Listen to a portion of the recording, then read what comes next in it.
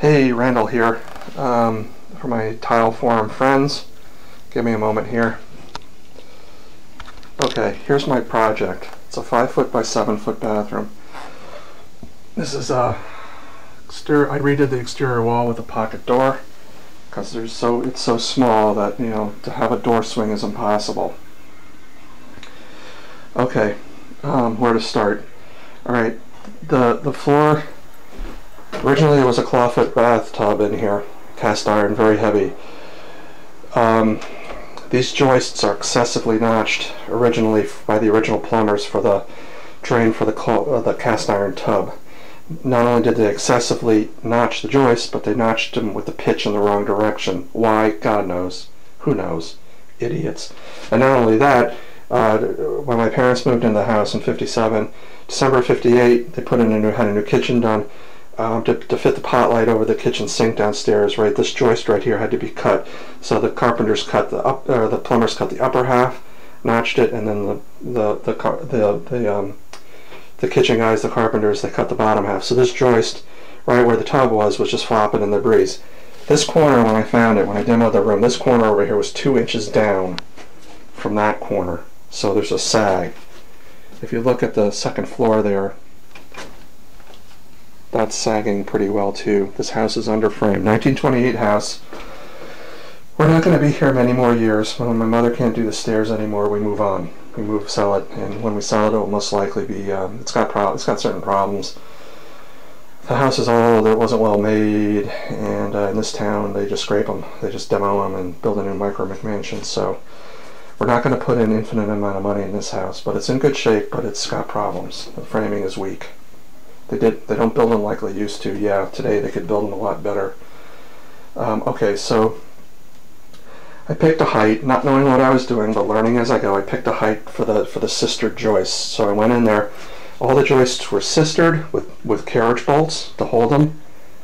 Over here for this cut joist, I made an LVL beam and teed it. I got a professional engineer to come and tell me what to do. So we made a T right there, and the space just wouldn't fit one of those pre-made fiberglass shower stall thingies. So I found the Curdy kit. This Curdy kit is a 32 by 60, and this drain is unfortunately, due to the geometry, I couldn't do a thing about it, but it wanted the Curdy pan wants 10 inches for the center of the drain. Unfortunately, this is about 8.5. So I have to trim the shower pan. The shower pan will be good here. Now these corners are not square. I'm trying to get as much information as possible. Square corner, not square, not square, and not square. Deliberately so. This wall tapers that away. So this hallway opens up as you go down. And it narrows as you come towards my bedroom door, which is 2 feet. It's more than 2 feet over there. So therefore, that corner not square. That corner not square. Square corner. Not square corner. Deliberately. So it's not because the house shifted, it's just the way the architecture was done. Okay, so I had to pick a height for the OSB. I picked it because I could have just sat there forever and ever thinking, well, if it like here or there, up there.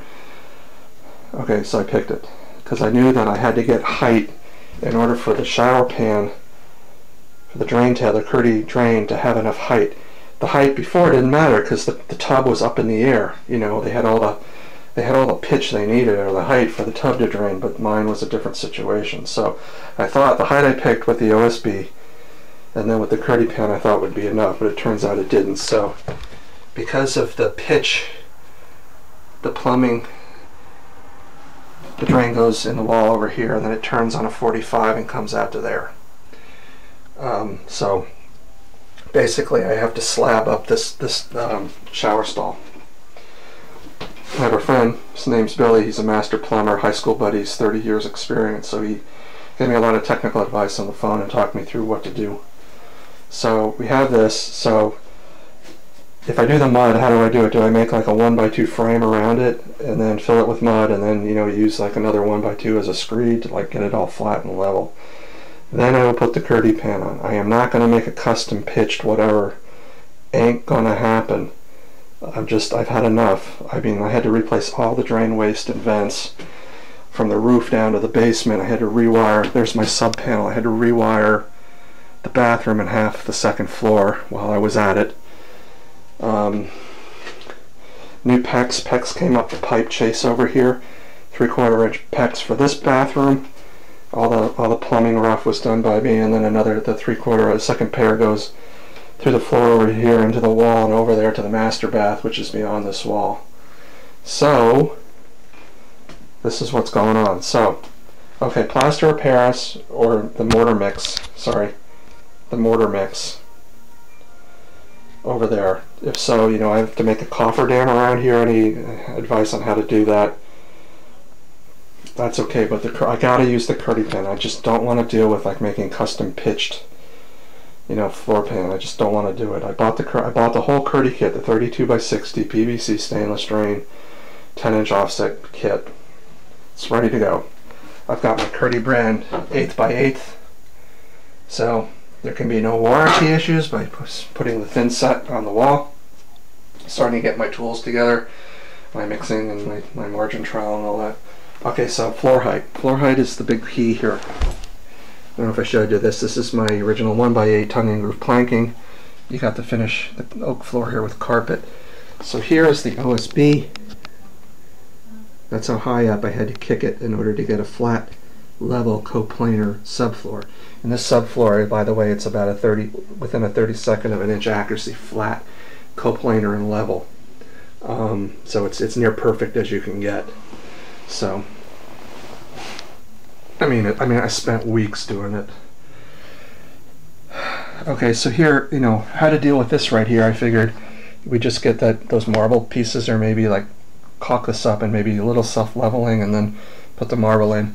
The height width of the pocket door here, if I have to, I'd rather not, but if I have to, I can take the pocket door out and trim some height off if I have to. 1/4 inch Durock here. And so 1/4 inch, I got a mortar, screw it down, do the seam, then more mortar, then the radiant floor heat coil, which will go from over here about over to here. It's a very small radiant floor installation. Then I got to put thin set over that, or maybe self-leveling, and I got to run the self-leveling all the way over to the wall. And any thoughts on that is appreciated, because I got to make it once again flat and coplanar, thin set over, then Ditra or something else, and then the tile. So the finished tile height is, I'm fighting for every 16th or less, every 32nd of an inch I'm fighting for, because it's just going to be a headache. So that's the project right now. Any thoughts appreciated. So thank you very much for watching. Bye bye.